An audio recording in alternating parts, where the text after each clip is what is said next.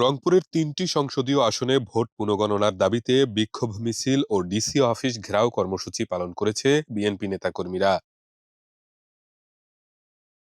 সকালে রংপুর ৩ আসনের বিএনপি প্রার্থী শামসুজ্জামান শামু, রংপুর ৪ আসনের প্রার্থী এমাদুল হক ভরসা ও রংপুর ৬ আসনের প্রার্থী সাইফুল ইসলামের নেতৃত্বে নগরীতে পৃথক বিক্ষোভ মিছিল অনুষ্ঠিত হয়। পরে তারা জেলা প্রশাসক কার্যালয়ে ঘেরাও করে বিক্ষোভ করেন।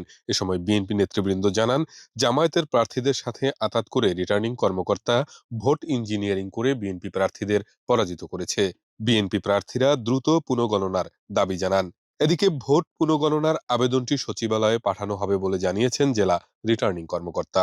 রংপুর ৪-এর যে সম্মানিত আমাদের এমদাদুল হক ভরসা সাহেব, তিনি একটি আবেদন দিয়েছেন যে তিনি ভোট পুনঃগণনা চান। তার আবেদনটি আমাদের সংশ্লিষ্ট ম্যাজিস্ট্রেট সেটি যথাযথভাবে গ্রহণ করে এবং সেটি আমরা ওই দিনই আমাদের নির্বাচন কমিশন সচিবালয়ে পরবর্তী প্রয়োজনীয় নির্দেশনার জন্য আমরা সেটি প্রেরণ করেছি, প্রয়োজনীয় নির্দেশনা দেওয়ার জন্য। এবং ওই দিনই আবার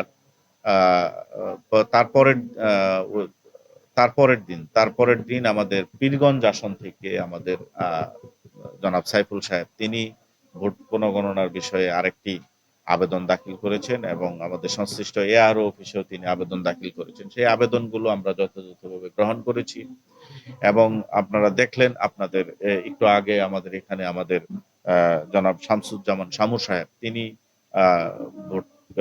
ভোট গ্রহণ কার্যক্রমের বিষয়ে ভোট পুনঃগণনার বিষয়ে তিনি একটি আবেদন দাখিল করেছেন। তো আমরা সবগুলো আবেদনই এটা আমরা কিছুক্ষণের মধ্যে এই কাজ শুরু করব। আমি রিটার্নিং অফিসার হিসাবে আমার উপর অর্পিত দায়িত্ব সেটি যথাযথভাবে পালন করার জন্য আমি এখানে বসেছি। আমি যথাযথভাবে এটি পালন করতে চাই। যে কোনো আবেদন যদি কোনো নাগরিক সংক্ষুব্ধ হন তিনি দিতেই পারেন।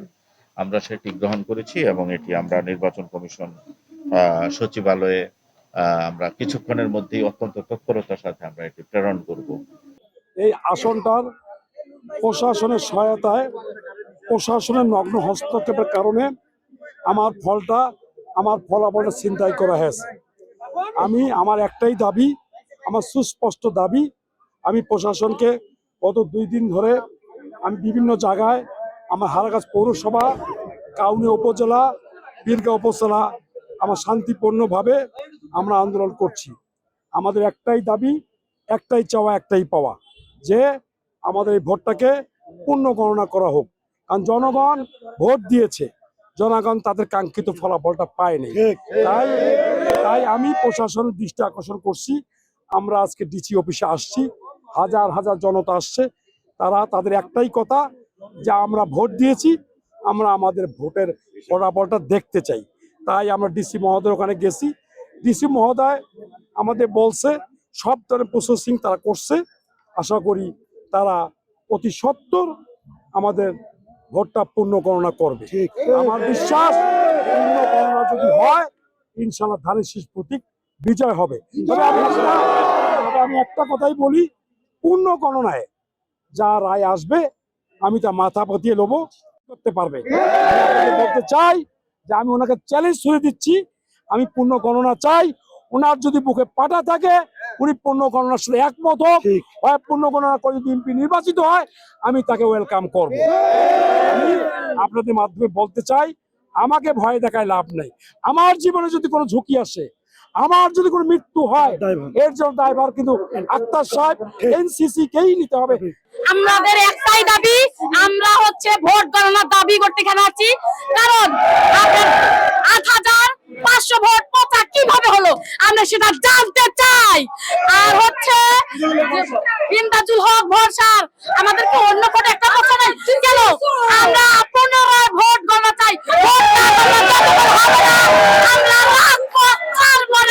আপনারা কি বলেন?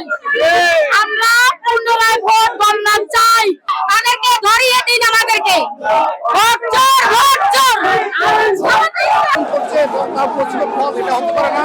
আমরা এটা কখনোই মেনে নিতে পারবো না। আর দ্বিতীয়ত ভোট আমাদের সঙ্গে তুলনা করা হয়েছে, আমাদের জনগণ যথেষ্ট ভোট দিয়েছে, কিন্তু এখানে কে বা কারো অনুমতি থেকে তাহাকে এইভাবে বসিয়ে বলে আমরা কখনো মেনে নেব না। আমরা পুনরায় ভোট ভোট গণনা চাই। ডিসি মহোদয় তার নগ্ন হস্তক্ষেপে এবং প্রশাসনের মাধ্যমে সেখানে বিভিন্ন সেন্টারে তারা ব্যালট দিয়েছে, বিভিন্ন সেন্টারে তারা আমাদের এজেন্টদেরকে বের করে দিয়েছে, বিভিন্ন সেন্টারে লাঙ্গলের ভোট কেটে তারা এনসিপির ওখানে জয়েন করে দিয়েছে।